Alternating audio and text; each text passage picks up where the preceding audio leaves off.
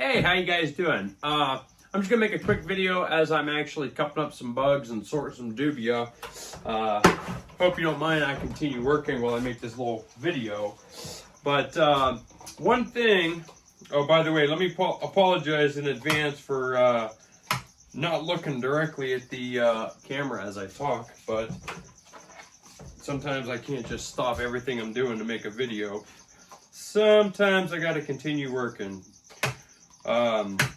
But anyway, one thing that's been kind of bugging me over the last week, because I heard it a few times, is people have snakes, more specifically snakes that come from Africa or Australia or somewhere hotter than the United States, more specifically hotter than Northeast Ohio, and they do not have any heat source on their snakes. That drives me crazy because in their natural habitat, they are much warmer than we are here. Now, in Africa, where ball pythons come from, obviously it's not going to stay a solid 90, 91 degrees, 365 days a year. But their climate is much warmer than it is in Northeast Ohio. Their seasons are very different than they are here. I know at least one customer who, and I don't think till this day he even has any heat on his snakes. But I talked to him probably 2 years ago. It might have even been longer than that because it was before we got the store here. He has no heat on any of his snakes, and he has, I don't know how many snakes he has, but I know he has a couple retics and ball pythons and stuff like that. And I had told him a couple years ago that, you know, snakes have to have heat to properly digest their meal. And if they do not have heat, whenever you feed them a rat or a mouse or whatever, if they don't have the proper heat, that meal can more or less go bad in its belly and it could kill the animal. Second worst case scenario, they could just regurgitate the meal because they don't have enough heat to digest it. We always recommend under the tank heaters like a heat mat or heat tape on a thermostat. But some people like to do overhead heat, and in that case, a ceramic heat emitter seems to work best. You don't want to use a heat light because they're crepuscular. So in the wild, they only come out at like at dawn and dusk when there's low lighting. And again, I'm talking specifically ball pythons. However, most of the snakes that we keep in captivity, I believe, are crepuscular. But I'm just talking about ball pythons because that's mainly what people keep around here. But so I told the guy, you really need to get some heat on your snakes. And he said, no, this is how I've always kept them. They've always been fine. Well, I can't obviously argue with somebody. They're not my animals. I can't do nothing about it other than give advice to the best of my abilities. This past December, if I'm not mistaken, he had, I think, 2 snakes die in a very short period of time. And my only thought is that they probably died because they didn't have any heat. And I still think he doesn't have heat, but I'm not entirely sure.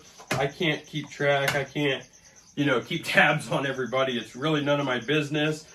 Although I do hate to see it because there's so much information out there. And if you're keeping an animal that is not from this country, you should definitely research it before you buy the animal. Even animals that are from this country.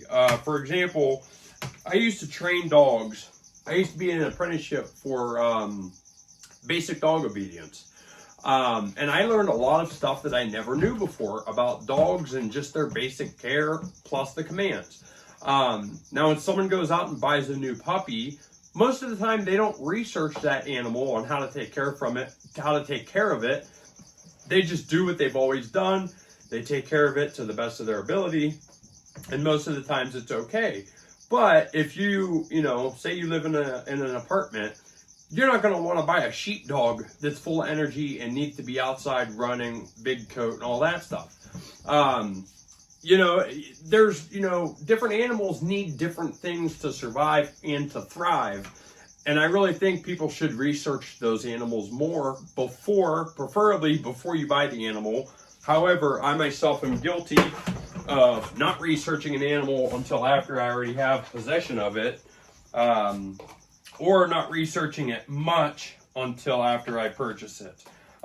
More specifically, like tegus. You know what I mean? We had a tegu for a little while a couple years ago, and I knew the basics, but I didn't know much about them. And I didn't know much about them until after I had the tegu. But anyway, I still researched that animal and took care of them to the best of my ability. Now, I'm not going to fight and argue with you about the conversation on tanks versus racks.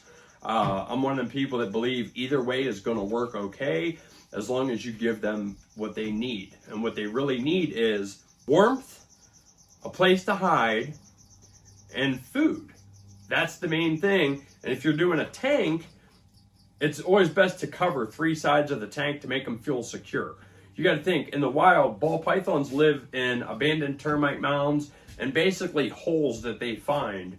And they like to stay tightly curled up, and they like to hide, and they just sit there and wait for the food. Or when they travel or go out and about, it's usually after dark or when the sun's going down. So if you put them in a big tank with big, bright lights on them, that's really going to stress them out, and it can stress them out to the point where they're not going to eat, and they're just not going to thrive because they don't know what's around them, or they don't know if there's any predators around them because they're in this big open space with bright lights. They need that hiding. They need to feel secure. In order to eat properly and to eat regularly, they have to feel secure, because when they eat, while their food is digesting, they are very vulnerable. They don't have that quick move energy to get out of the way and to go hide if they feel like a threat is near. So if they feel insecure, or if they feel that they could be threatened, they're not going to eat. That's why it's a lot harder to keep a snake or to keep a ball python in a big tank versus in a tub or in a rack system. I know there's a lot of people against rack systems. I myself was against rack systems when I first got into the hobby, because I'm like, you know what? They're not Pokemon cards that you could just store away in a dresser. I absolutely hated rack systems until I learned and did some more research. And then I got my first rack, and I couldn't tell you. I mean, it only held 5 snakes, and the rest of my snakes were in tanks at the time. But, I mean, they just did so much better. They had better sheds. They were eating more consistently. Just everything was better in the rack system. Understandably, if you have 1 or 2 pet snakes, you're not going to want them in a rack system. You're going to want them on display. And that's fine. But if you have them on display in a big tank, make sure to give them some clutter. Do a lot of fake plants and hiding and rocks and just whatever you could do to give them a lot of clutter to feel secure. Specifically covering 3 sides of the tank, because they're not going to be able to see past the glass if it's covered, and they're going to feel more secure. But anyway, back to the heating.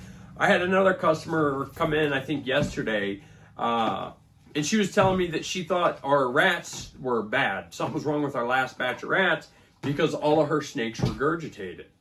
And I'm like, well, that's very strange, because, as many people as we sell to, this is the first I'm hearing of it. How do you have them? Do they make sure their heat mats are working and everything? She says, well, we don't have any heat. Why don't you have heat?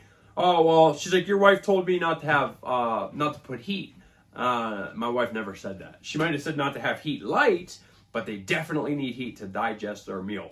They're from Africa. They're not from Northeast Ohio, where the temperatures can go, into the negative temperatures. So they need that warmth in order to digest their meal. And then back to anything on the research level, a lot of people like to make fun of others that use YouTube for their research. You know, a lot of people, and it doesn't matter what profession, what hobby, it don't matter what it is, a lot of people will make fun of others that, you know, search YouTube to learn how to do something.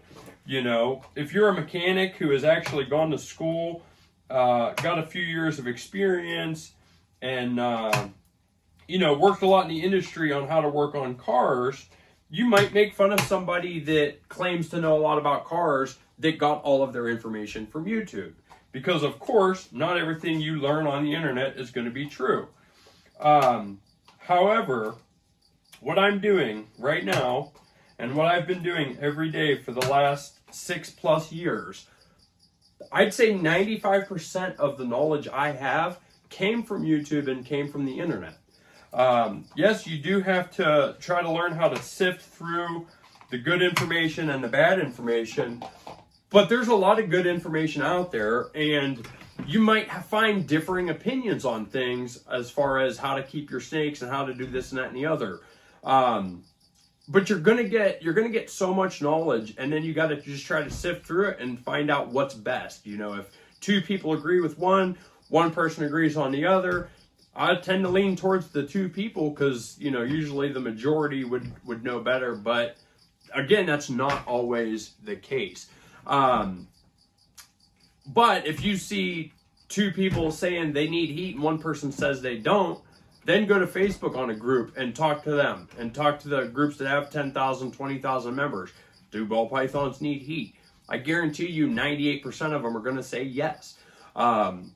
You know, you got to sift through the good information and toss out the bad information. But at least to have that research is vital, and not just vital to your animal. I mean, it's vital for them to thrive and survive and to just have the best life possible. It's up to us. You know, if you have a snake, you know, it's a wild animal. It can't tell you what it wants. It can't tell you what it needs. It can't feed itself. It can't do anything on its own. It's up to us to give them the best life, you know, and in order for us to do that, we need to research some. You know what, especially if you've never owned a snake in your life, you live in Ohio, you're buying an animal that, you know, naturally is born in Africa. What makes you think that you know how to take care of that animal just from stuff out of your own head? That you've never been to Africa, you've never had that kind of animal before. You know, I don't know what it is that makes people think that they just know what's best for them and their family and their animals when they've never researched anything that has to do with it. But it's important. They gotta have heat. And it's just, I don't know, you know, it's none of my business what happens with your animals, whether or not you know, have them for 25 years or whether or not they die in the first year. It really is none of my business. I sell feeders. I'm not a reptile rescue. I'm not a government entity that makes sure nobody, you know, kills their snakes accidentally or because of negligence or any of that stuff. But it hurts, you know, it hurts when you see an animal die within its first year that should have lived 25 to 30 years. The hobby could do better, you know, and I don't want to put you down or beat you up or anybody, specifically the people I'm talking about. I'm not trying to put anybody down, but, you know, you wouldn't go out and buy a goldfish and put him in a bird cage, and you wouldn't go buy a bird and put him in an aquarium. Generally, you know better. But you should research to know what do they want, how do they live in their natural habitat, and how can we mimic that to the best of our abilities. Now, a lot of people do like to give them a big tank and a lot of fake plants and dirt substrate or mulch or some resemblance, and they kind of project to mimic their natural habitat is what's on the surface, you know, green plants, trees, all that stuff. Maybe even have a mist or fogger in there to make it rain, like in the rainforest. But deep down, what they really need is heat, security, and food. That is the most important aspects of keeping a ball python. And if you have them in a ginormous tank with lights on top of it, they're not going to feel secure. You know, and there's not much you have to do to change it. If you take that light bulb out and replace it with a ceramic heat emitter, that's going to improve the snake tenfold. Problem is with overhead heat, whether or not it's a ceramic heat emitter or worse yet, a light bulb, is it's going to burn up the humidity.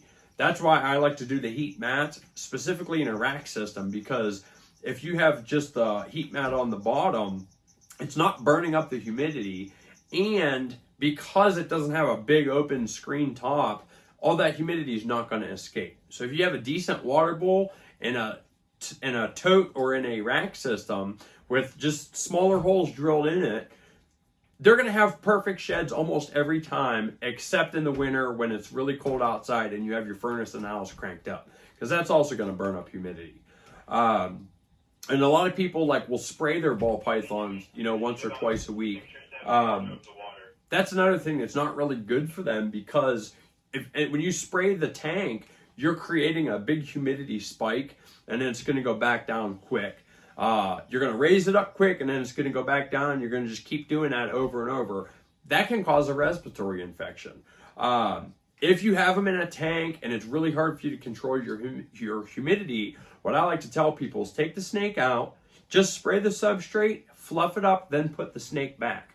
That way you're not just blasting them with a whole bunch of extra humidity and raising the humidity level really quickly. It's important to make sure that we can do this and take care of these animals to the best of our ability. But I'm going to go. I know this is a short video. I ain't got that energy and spaz, whatever you want to call it today. But I have to go. Y'all have a beautiful day, and I'll see you soon.